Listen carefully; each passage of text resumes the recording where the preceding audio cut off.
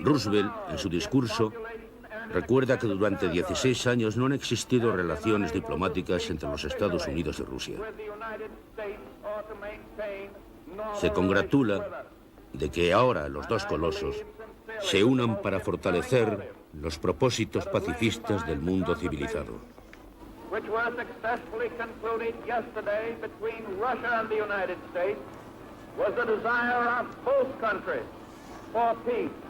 The desire for the strengthening of the peaceful purpose of the civilized world.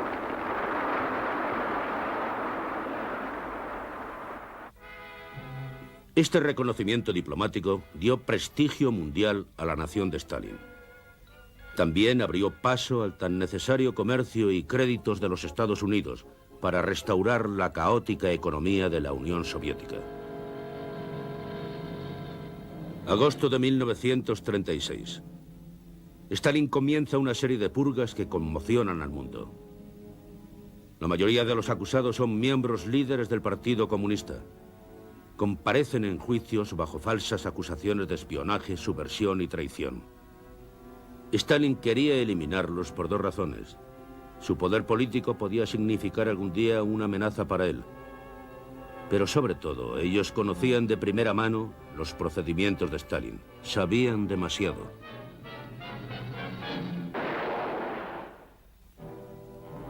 Stalin ejecutó también a miles de oficiales de su policía secreta. Ellos le habían ayudado en sus juicios purgas. También sabían demasiado. Las purgas, las ejecuciones en masa, habían convertido a Joseph Stalin en dictador absoluto de una nación servil. Había sacrificado millones de vidas de sus compatriotas rusos en su ascenso al poder. Ahora juraba que extendería su régimen comunista por todo el mundo.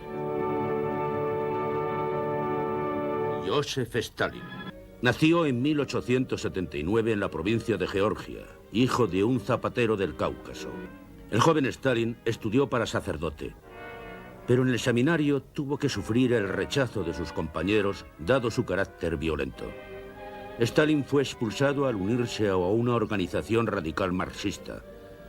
Las ideas, los programas políticos significaban poco para él, pero le atrajo la perspectiva de la inminente revolución. La audacia y el poder le fascinaban. Jugó un papel menor como agitador cuando comenzaron las huelgas y los disturbios en las ciudades de Tiflis y Batumi. Los disturbios conducen a una breve pero violenta revolución en 1905.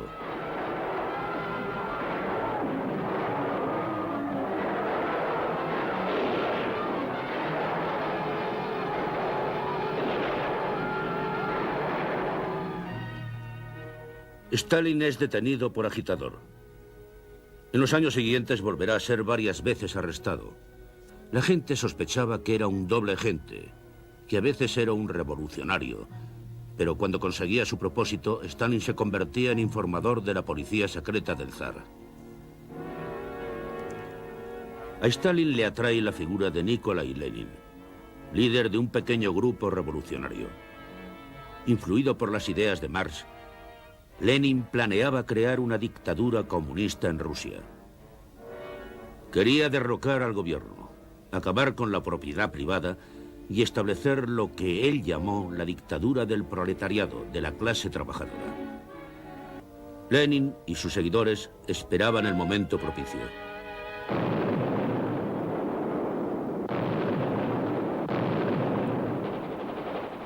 La Primera Guerra Mundial. Cerca de 5 millones de rusos murieron defendiendo su país contra los alemanes.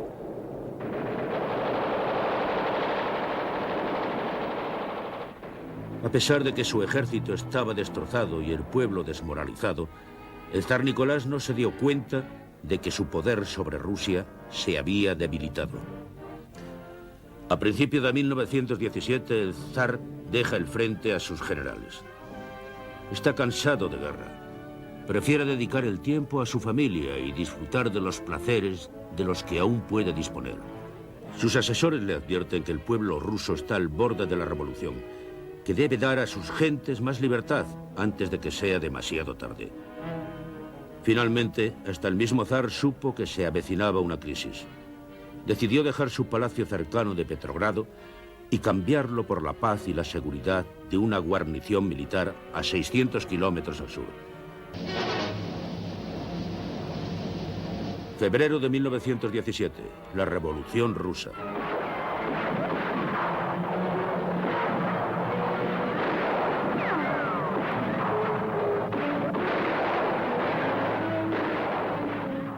El pueblo derroca a la monarquía. El zar Nicolás y su familia fueron detenidos y más tarde ejecutados.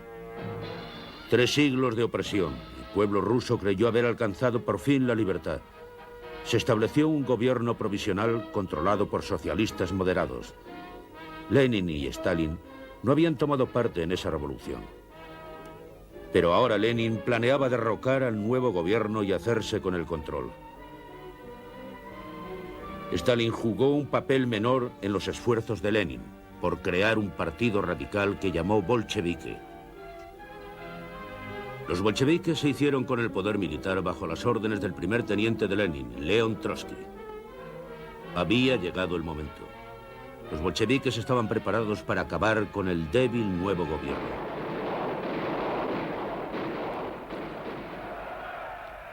Octubre de 1917. Una segunda revolución convulsiona Rusia. Los bolcheviques entran en Petrogrado. Se les unen desertores de las Fuerzas Armadas y toman el Palacio de Invierno, cuartel general del gobierno provisional. Durante la lucha, Stalin permanece cauteloso en la retaguardia. La revuelta de los bolcheviques triunfó y Lenin se convirtió en el dictador comunista de toda Rusia. Lenin quiso que las masas soviéticas fueran gobernadas con puño de hierro. Y para llevarlo a cabo, distribuyó oficiales comunistas por toda la Rusia soviética. Joseph Stalin fue nombrado comisario jefe. El cargo le daba poder directo sobre 130 millones de seres. Los frutos del comunismo fueron el caos y la pobreza. El tiránico control del gobierno sobre los agricultores condujo al desastre. Fracasaron las cosechas, el país se moría de hambre.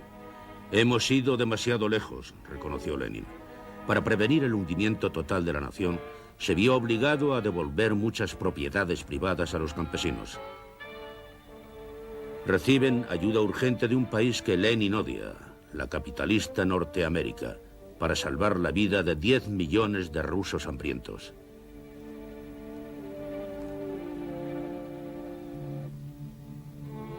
...1924...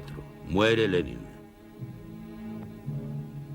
Durante el último año, este duro revolucionario comenzó a temer las intrigas de Stalin. En la víspera de su muerte, Lenin quiso alejar a Stalin del gobierno.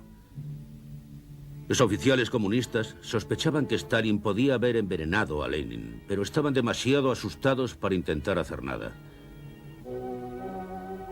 El Kremlin es ahora un nido de intrigas políticas. Tras sus muros y oculto a los ojos del pueblo, Stalin entra en una dura lucha por el control del gobierno soviético. Nunca se comprometía. Enfrentaba unas facciones contra otras y finalmente surgió como el amo del Kremlin, dictador de la Unión Soviética. Stalin lanzó el primero de sus famosos planes quinquenales. El resultado fue un incremento de la miseria. Los campesinos sufrieron controles brutales y arbitrarios por parte del gobierno. Una vez más el hambre asoló la nación. En un período de 2 años, 5 millones de rusos murieron de hambre. Un gran número de agricultores llamados kulaks habían obtenido permiso en tiempos de Lenin para poseer tierras propias, y estas eran ahora las únicas productivas. En nombre del comunismo, Stalin los sometía a terribles persecuciones. Todas sus tierras fueron confiscadas y al menos 2 millones de ellos fueron encarcelados o exiliados. Cientos de miles de kulaks que resistieron fueron sistemáticamente anulados por el Ejército Rojo. Villas enteras de kulaks fueron barridas por los cañones soviéticos. El gobierno cierra las iglesias. Stalin quiere ser el único dios en la Unión Soviética. Stalin hace escasas apariciones en público. Asume el papel de líder benevolente, pero sigue siendo una figura misteriosa, incluso dentro de su círculo. En 1933, el gobierno soviético fue reconocido por la mayoría de los principales países del mundo. Por fin, los rusos obtenían el reconocimiento de los Estados Unidos, bajo Franklin Roosevelt. Hitler conquista un país tras otro. Decide que no le interesa un socio a largo plazo en el dominio de Europa. Planea traicionar a Stalin y conquistar la Unión Soviética.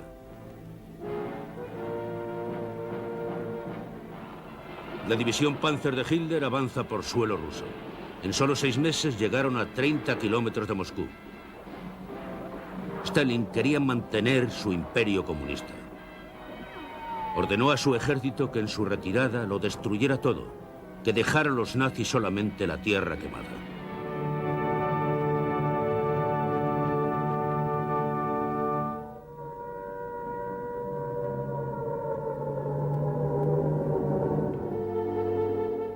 Los alemanes continúan con poca fortuna las operaciones navales en el Ártico. El Estado Mayor había dado instrucciones de retirada inmediata cuando se detectase la presencia de una fuerza mayor. Cuando Hitler lo supo, destituyó al almirante Roeder, jefe de la Armada alemana, sustituyéndolo por el almirante Dönitz, genio de la guerra submarina. Este sabe que el Ártico es un escenario muy difícil y varía poco la estrategia de su antecesor. Da orden de suspender las operaciones durante algún tiempo, con el fin de reorganizar a las fuerzas que mantienen en las bases de Noruega y Finlandia.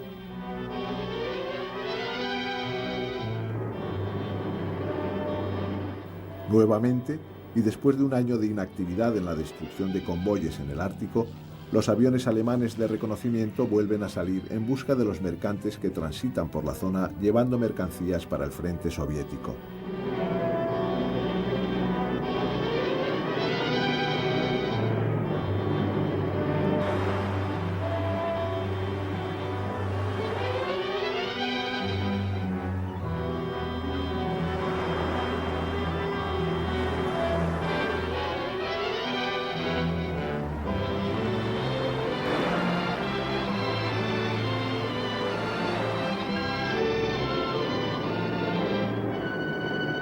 Uno de los mayores convoyes ha sido localizado y el Estado Mayor nazi toma la decisión de atacarlo con todas las fuerzas disponibles.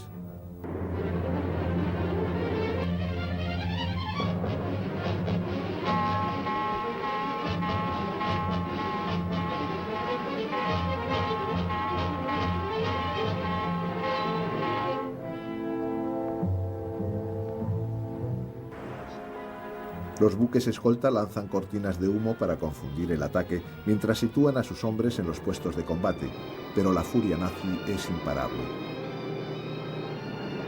Los bombarderos no cesan de arremeter contra los barcos aliados, a los que la flota de superficie de la Kriegsmarine espera escondida en los fiordos noruegos, para rematar a los buques que sobrevivan al ataque.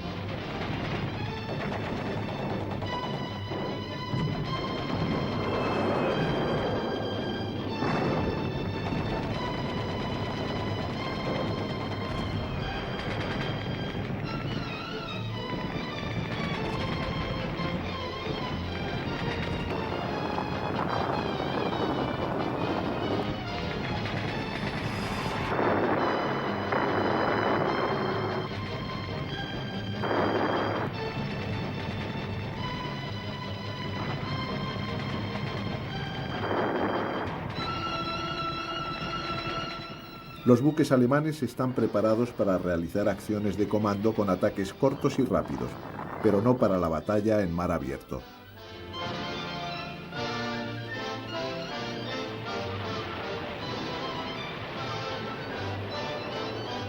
Cuando se despliegan ante los convoyes de Murmansk, La Fuerza Aérea Británica arremete contra ellos en una implacable persecución, hundiendo al gran crucero Scharnhorst.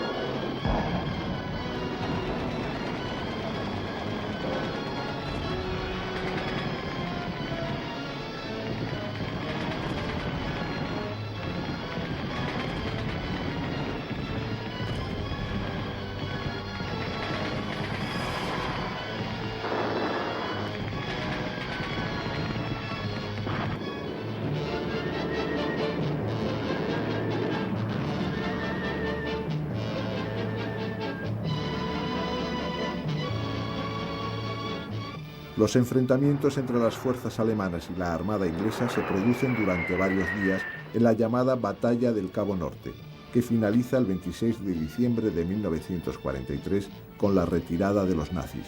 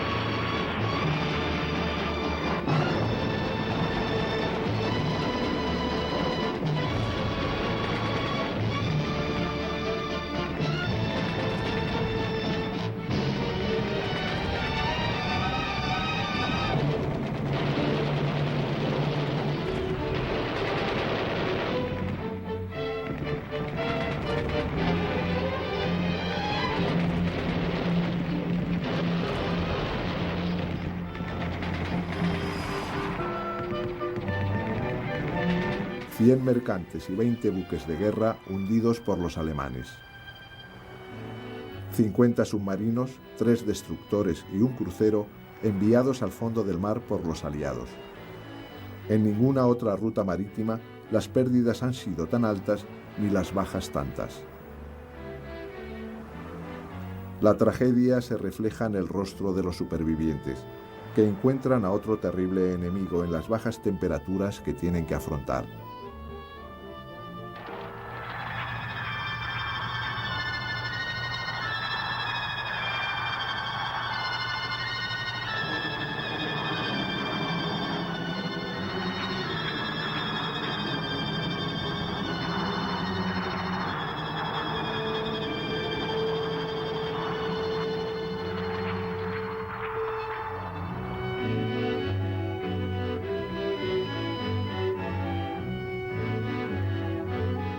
El puerto de Múrmansk, final del viaje, representa el centro de recogida donde llegan miles de toneladas de provisiones y armamento para abastecer al frente ruso.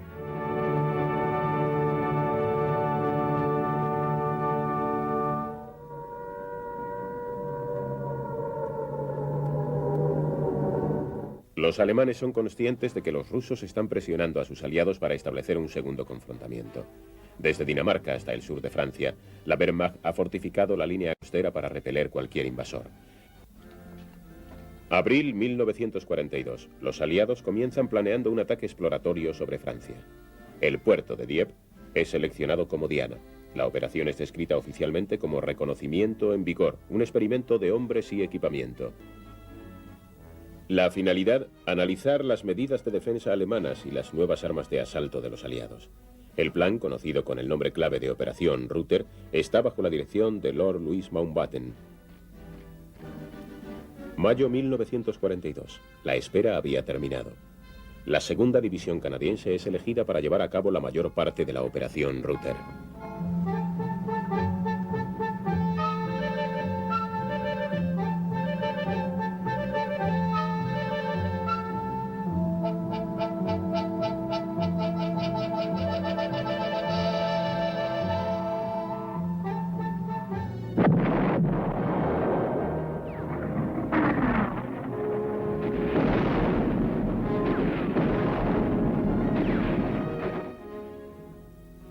De julio, las tropas parten.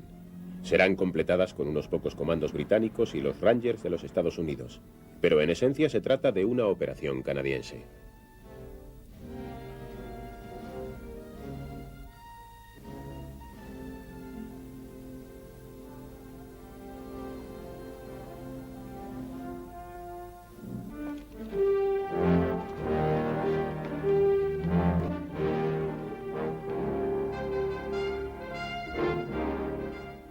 ...17 de agosto...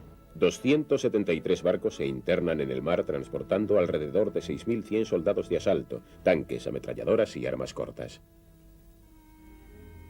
Los principales desembarcos serán en Dieppe. Los flancos de desembarco serán Puig y Berneval a la izquierda, Fourville y Varenceville a la derecha. Los 4 puntos de ataque están previstos para las 4:50 de la mañana. Una media hora más tarde, el mayor desembarco en Dieppe. Solo a 7 millas de las costas francesas, una parte del convoy aliado es descubierta por las unidades navales alemanas.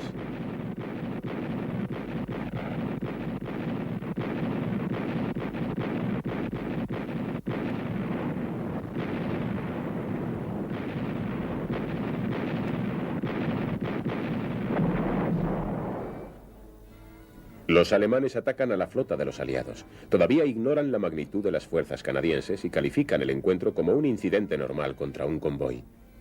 La flota aliada continúa su curso. Es demasiado tarde para regresar. 3 de los flancos de desembarque están cubiertos. La oposición encontrada es muy pequeña. 5 horas 12 minutos de la mañana. La Marina Real abre fuego sobre Dieppe.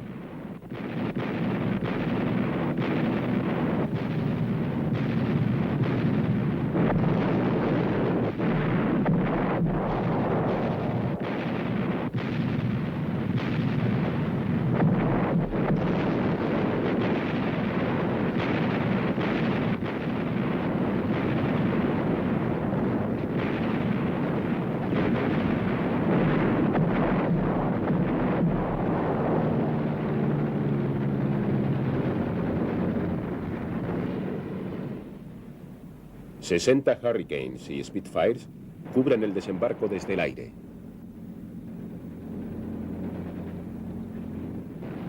...5 horas 20 minutos de la mañana. Las primeras oleadas de asalto golpean las playas de Dieppe. Se encuentran con un fuego mortífero proveniente de los tiradores alemanes y de las ametralladoras allí emplazadas. El bombardeo inicial para contener al enemigo ha fracasado.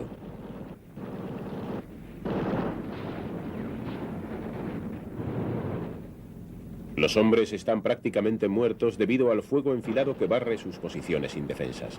En unos minutos, los regimientos son reducidos al tamaño de una compañía.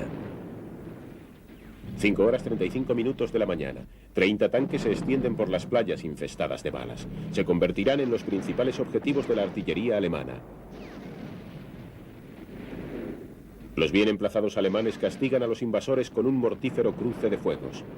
En Dieppe, alrededor de 2.000 hombres fueron acorralados, incapaces de reagruparse o maniobrar. En el espacio aéreo de las playas se está desarrollando una significativa batalla. 69 escuadrones aliados barren la costa para interceptar aviones y refuerzos alemanes.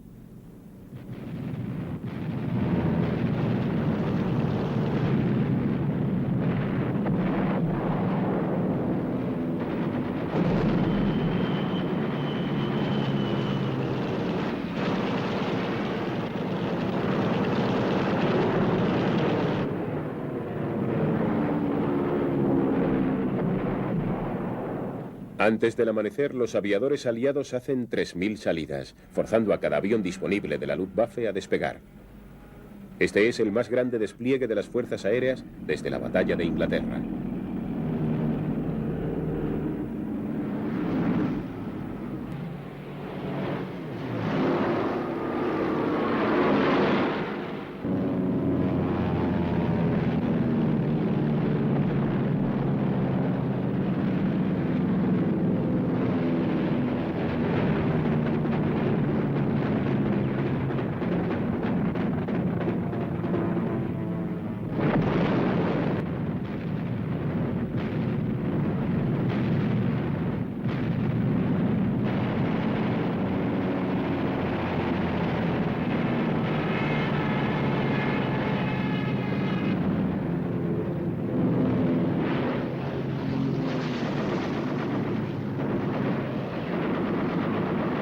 Los canadienses esperan no encontrarse con ningún obstáculo para sus objetivos. Los tanques no han conseguido llegar desde Dieppe.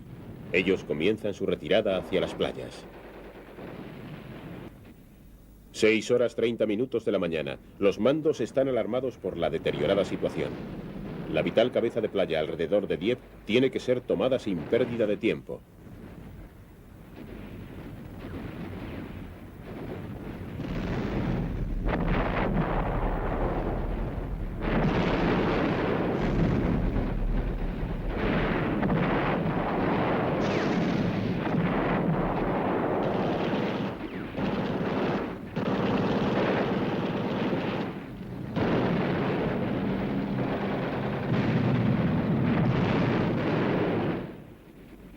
En Dieppe, a los intentos de asaltar la ciudad se le oponen fuerzas superiores. Gradualmente los canadienses retroceden. Sin tanques que soporten o adecúen la línea de fuego, somos incapaces de oponer resistencia a los alemanes. En un intento final por ganar el promontorio de Dieppe, se lanzan las fuerzas de reserva. Una densa pantalla de humo se coloca para cubrir la entrada de la barcaza de desembarco.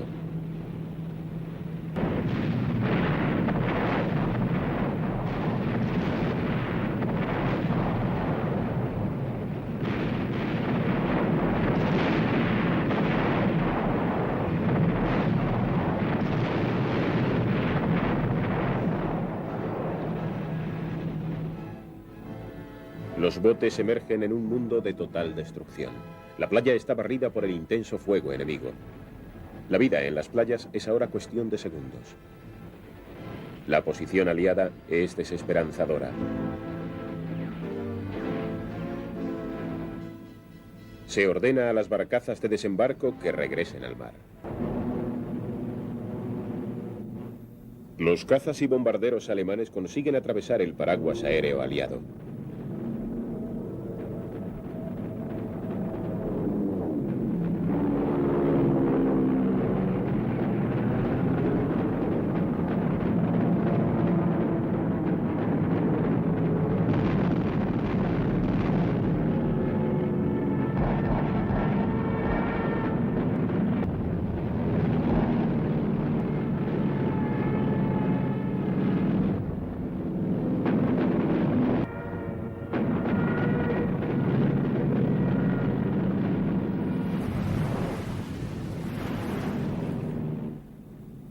El final se acerca velozmente. Los comandos ordenan una retirada total para las 11 de la mañana. Muy pocos regresan a los barcos.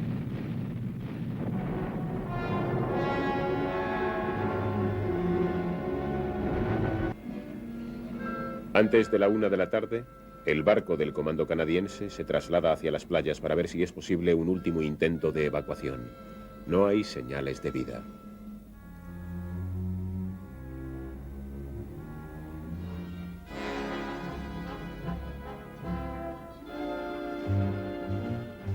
En Dieppe, cerca de 2000 canadienses son hechos prisioneros, muchos de ellos seriamente heridos.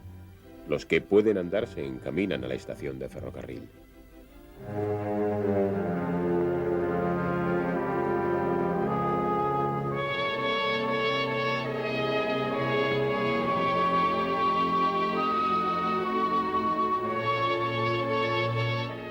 El ataque sobre Dieppe finalizó en solo 8 horas. De los 6.100 hombres que desembarcaron, 4.600 murieron, fueron heridos o hechos prisioneros. Los canadienses solo sacrificaron 3.300 hombres de su segunda división. Las pérdidas alemanas, 600 soldados. En el aspecto militar, Dieppe supuso una derrota para los aliados y una sorprendente victoria de los alemanes que pudieron fortalecer el oeste e inmovilizar 45 divisiones y 1.500 aviones, todos necesarios para las campañas rusas.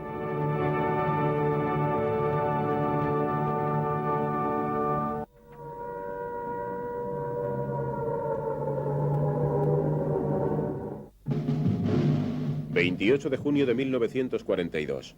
Los invasores alemanes llevan ya un año en Rusia, pero la Operación Barbarossa, la guerra de Hitler para exterminar lo que él llamaba la horda eslava, no está desarrollándose conforme a lo previsto. Tanto Moscú como Leningrado han resistido el violento ataque alemán.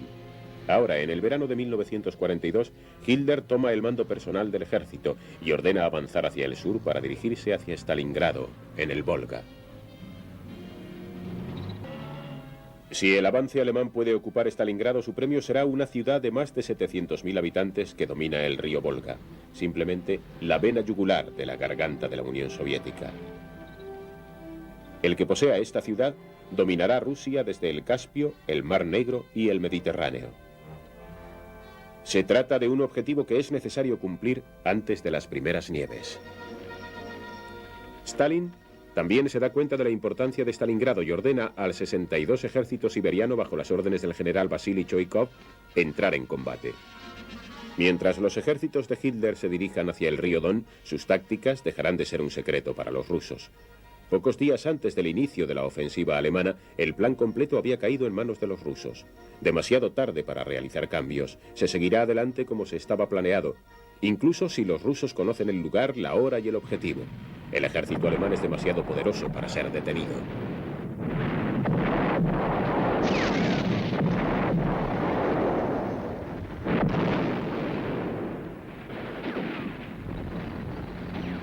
Al principio la campaña se desarrolla rápido. El tiempo era agradable y los panzers alemanes cruzaban fácilmente las abiertas estepas rusas.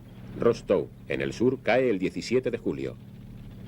El sexto ejército ha alcanzado el río Don, su último obstáculo natural en el camino a Stalingrado. Stalingrado y el Volga solo están a 65 kilómetros. Sin embargo, la oposición rusa se hace más tenaz cada kilómetro.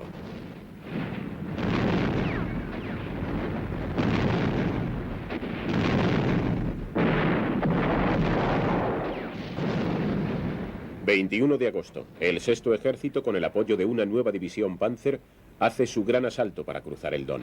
En la madrugada, más de un centenar de barcos de asalto comienzan a cruzarlo. En cuestión de horas, 6 regimientos de infantería han establecido una cabeza de puente en la orilla este. En los menos de 2 meses de campaña, el ejército ruso ha perdido más de 1 millón de hombres.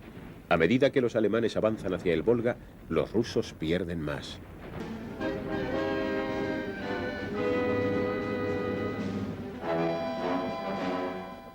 En el margen de 65 kilómetros que separa el Don del Volga, los rusos han apiñado a todos sus hombres disponibles. Stalingrado, con el Volga a su espalda, se convierte en un campo de batalla.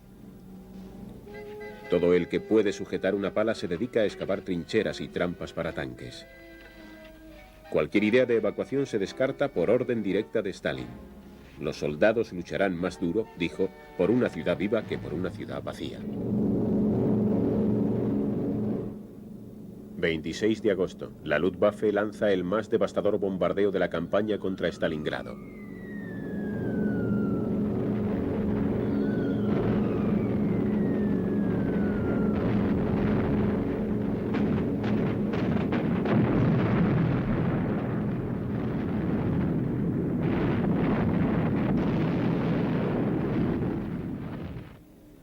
Mientras Stalingrado se tambalea bajo la Luftwaffe, las tropas alemanas avanzan firmemente hacia la ciudad.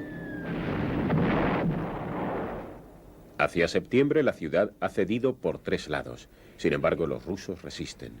Las plantas de producción de Stalingrado continúan funcionando y solo durante septiembre, bajo constantes bombardeos, se producirán 350 tanques y vehículos blindados. Más de la mitad son destruidos en un intento desesperado de hacer retroceder a los alemanes.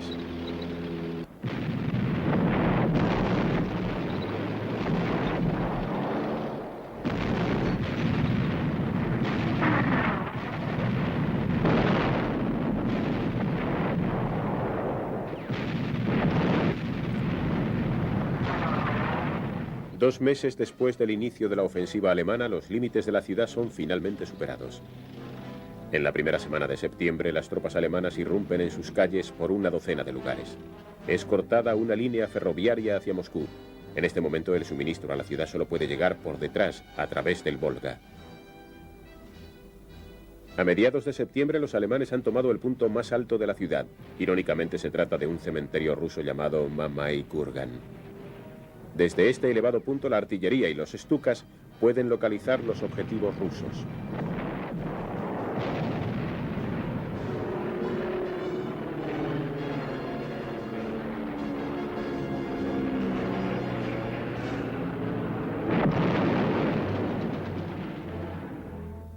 Dos días después de la toma del Mamai Kurgan, el 17 de septiembre, el Ejército Rojo carga contra este punto estratégico.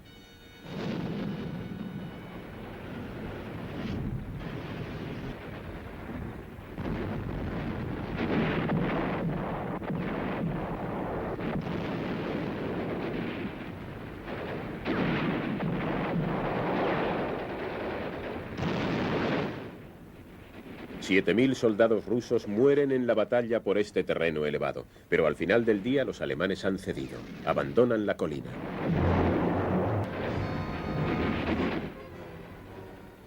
La batalla de Stalingrado discurría no ya de manzana en manzana, sino de casa en casa. El frente era con frecuencia la habitación contigua.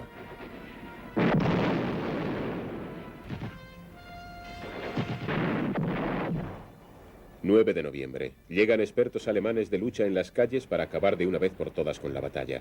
Mientras se mueven contra la tenaz barrera de resistencia rusa, Hitler comunica al mundo: excepto unos pequeños lugares, Stalingrado está en nuestras manos.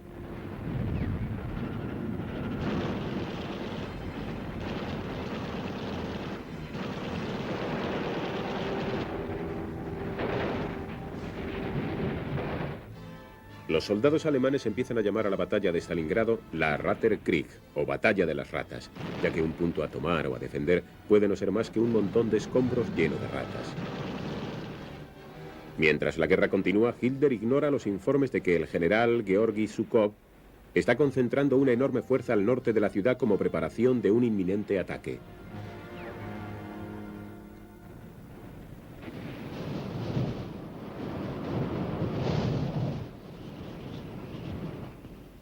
...16 de noviembre, el más viejo y mejor de los aliados rusos entra en escena. Las primeras nieves del invierno cubren el campo. Los rusos están preparados para el golpe. A medida que llegan los cañones y los tanques se preparan para maniobrar, se van dando las órdenes pertinentes. Los invasores deben luchar ahora para salvar su propia vida.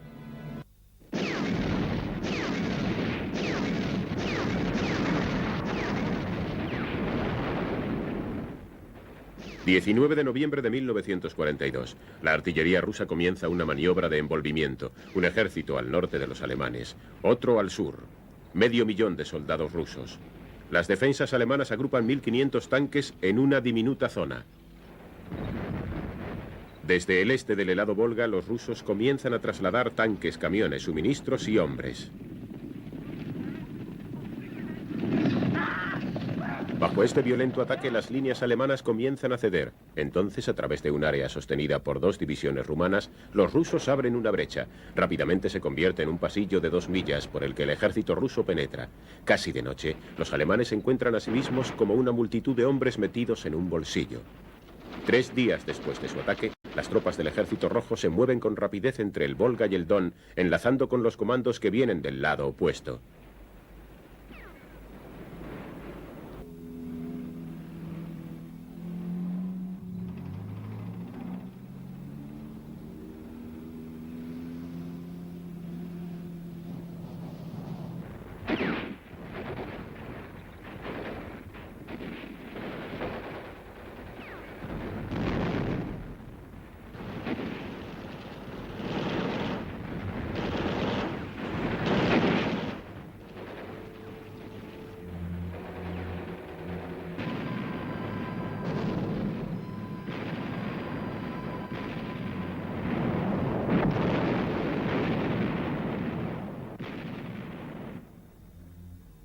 Los soldados alemanes empiezan a notar inmediatamente la escasez de munición. Las municiones se entregan contadas y racionadas. El ahorro se impone en un momento en que cualquier extravagancia puede hacer perder una batalla. 2 de diciembre. Los rusos lanzan otro choque a escala total contra el ejército atrapado. El lanzamiento de los proyectiles Katusma castiga al cada vez más reducido enemigo.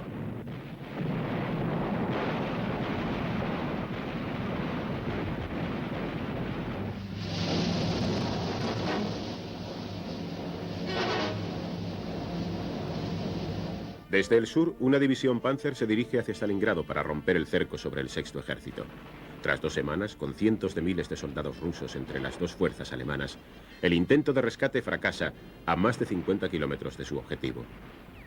Von Paulos considera apropiado no intentar conectar con el ejército Panzer a través del cerco ruso. Hitler aprueba esta decisión diciendo: el Sexto Ejército permanecerá donde está. La jactanciosa promesa de Goering de mantener los suministros de Stalingrado por aire se pierde en las tormentas de nieve. Solo en el mes de diciembre se pierden 278 aviones. Algunos pilotos se niegan a aterrizar en el pequeño espacio, lanzan sus cargamentos desde el aire.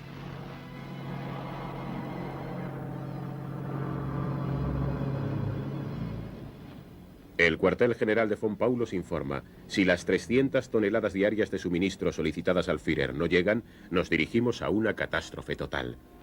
El ejército está helado, no hay nada que comer y las municiones y los combustibles están casi agotados. 8 de enero. En una tregua rusa se solicita la rendición de los alemanes. Hitler proporciona la respuesta al ejército alemán. La rendición está prohibida. El Sexto Ejército se mantendrá en sus posiciones hasta que el último hombre resista.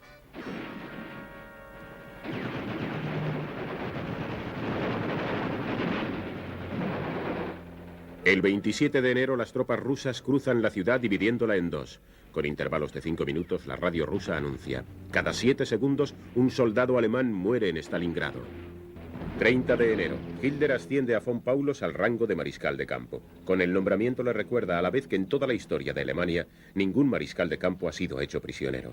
Hitler cree que esta es la solución a su revés en Rusia. Pero un día después de su ascenso, el mariscal de campo Von Paulos se rinde en la fortaleza de Stalingrado.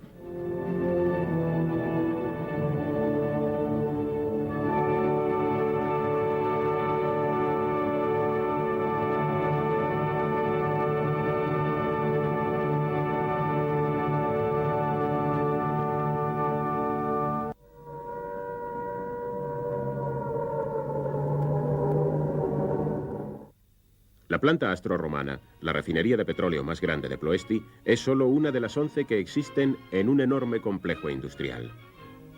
Solamente esta ciudad, a 56 kilómetros al norte de Bucarest, suministra casi un tercio de todo el petróleo que necesita la maquinaria de guerra alemana. Aquí se encuentra el alimento del ejército mecanizado, para la Luftwaffe y para la Gran Flota. Cuando los soldados alemanes cruzaron por primera vez la frontera rumana en 1940, no venían como invasores, sino como invitados del gobierno. Se les ofrece una calurosa acogida por obligación, pero pensando que esta había sido su propia elección. En las guías del país rumano, los principales recursos naturales que constan son los cereales y el petróleo. A cambio de ayuda militar, el gobierno rumano permite a Alemania controlar las refinerías de petróleo de Ploesti. Hitler sabe que Ploesti es indispensable para la causa alemana. Deja la protección de Ploesti en manos del coronel de la Luftwaffe, Alfred Gestenberg, al que muchos consideran como el genio de la defensa aérea de la guerra. Después, durante casi 2 años, nada interrumpe la producción de petróleo, ni siquiera el primer bombardeo sorpresa de los americanos a mediados de 1942. Sin embargo, el intento ha dejado inquieto a Gestenberg. Le dice a sus oficiales que este es el principio y piden más refuerzos. Todas las refinerías de Ploesti están unidas por un solo oleoducto de emergencia. Así, si una de las refinerías es atacada, el petróleo puede seguir fluyendo. Los prisioneros rusos y los trabajadores rumanos ayudan a acelerar las construcciones.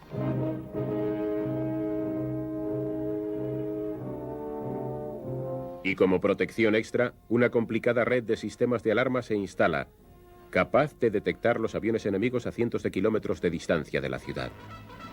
Ploesti se convierte en una fortaleza colosal.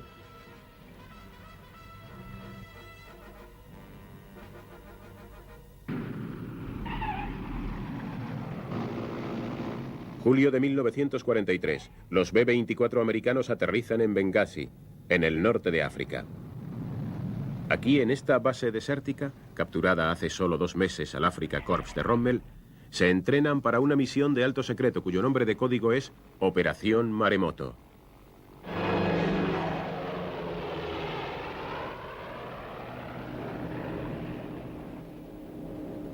Rugiendo a 3 metros sobre las dunas a 320 kilómetros por hora, los pilotos aprenden a manejar un avión acorazado de 3.175 kilos como un torpedero.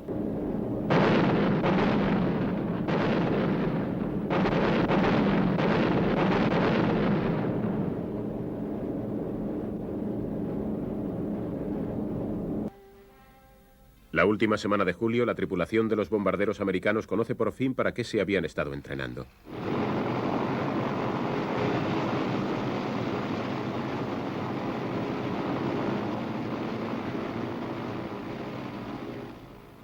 Domingo por la mañana, 1 de agosto de 1943. La espera ha terminado. 177 B-24 aceleran por la pista del desierto africano. Objetivo, Ploesti.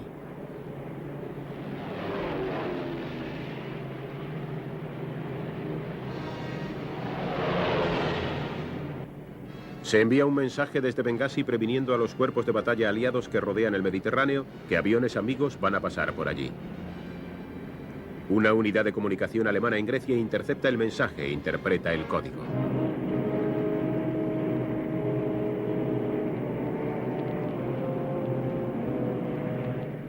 (11:30 de la mañana). A medio camino del objetivo, el avión que va en cabeza pierde el control y se estrella. En ese avión va el único navegante que está especialmente entrenado para encabezar el ataque sobre Ploesti.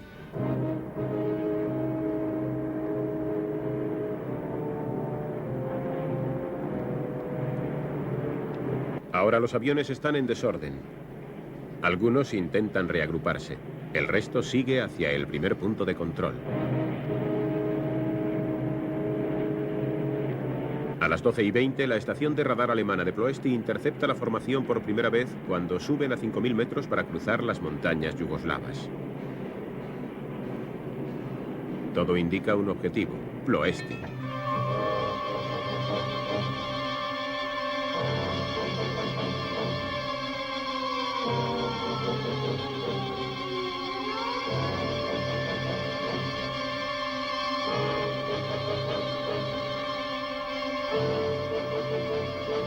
A las 2:50 el avión que va a la cabeza comete un terrible error. Pensando que ha alcanzado el último punto de control, vira de repente. Finalmente el avión a la cabeza se da cuenta de su error y comunica por radio las nuevas órdenes: romper la formación y atacar el blanco más oportuno.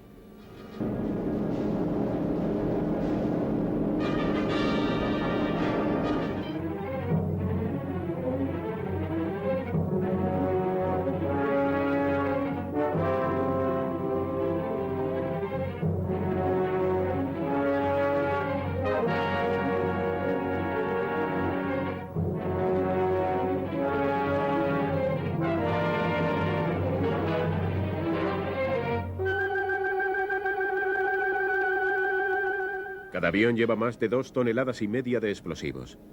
Las bombas de demolición son de construcción especial y llevan mechas de acción retardada. Algunas no explotarán hasta 6 horas después de que caigan. Otras explotan en unos 45 segundos. La exactitud es esencial. La última avalancha de aviones tiene el tiempo justo para salir de la zona de objetivos antes de que empiecen a explotar.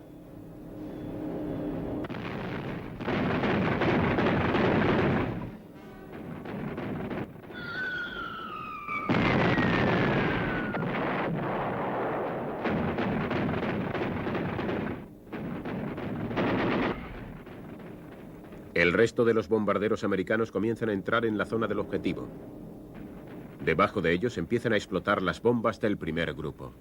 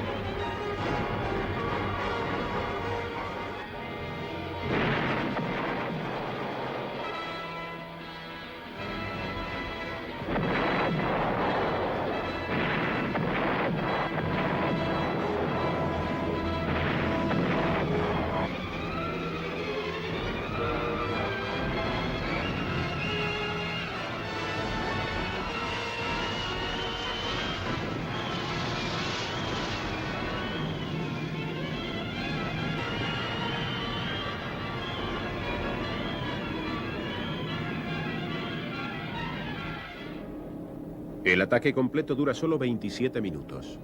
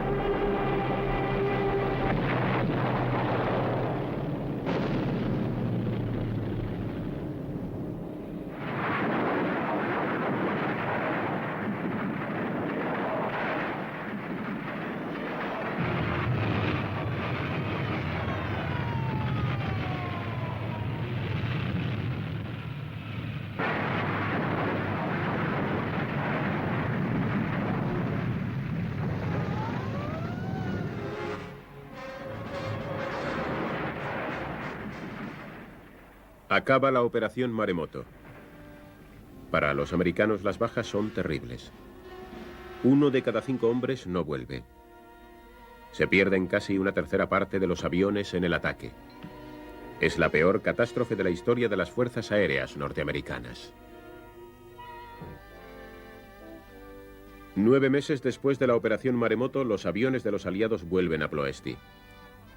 Finalmente, en agosto de 1944, la bombardean sin parar durante 3 días consecutivos.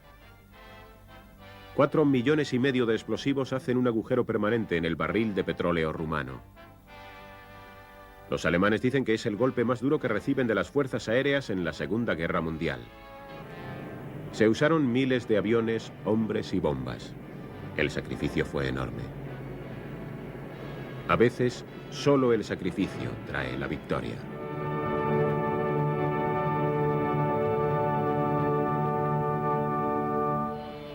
...1943, noviembre. A mitad de la guerra, la conferencia de Teherán. Y el primer encuentro personal de los 3 grandes, Roosevelt, Churchill y Stalin. Esta conferencia y las que le siguieron iban a decidir el curso de la historia en los años venideros. Algunos asesores de Roosevelt le advirtieron que Stalin era un aliado cínico y peligroso. Roosevelt dijo: tengo la impresión de que Stalin no es de ese tipo de persona. Si le doy todo lo que está en mi mano y no pido nada a cambio, trabajará conmigo por la paz del mundo y la democracia. Los 3 líderes acordaron que los británicos y los americanos llevarían a cabo un contraataque a gran escala en Francia y en un segundo frente para aliviar los esfuerzos al primero, los ejércitos rojos. Stalin ganaba otro punto e insistió en que se le permitiera mantener su influencia sobre el territorio polaco que había conquistado al principio de la guerra. Stalin había conseguido importantes concesiones en Teherán. Los pueblos esclavizados de Europa os miran como libertadores. Tenéis una gran misión. Sed dignos de ella.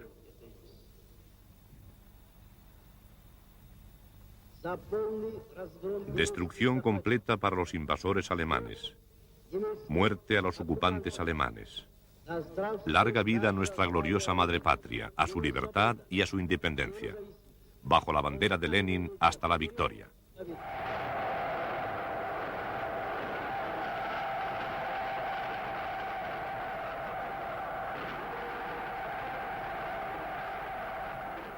Se dice de él que fue un hombre cruel y también un genio en política. Durante un cuarto de siglo intrigó y tuvo en jaque a muchos países, hasta que dominó la tercera parte del mundo.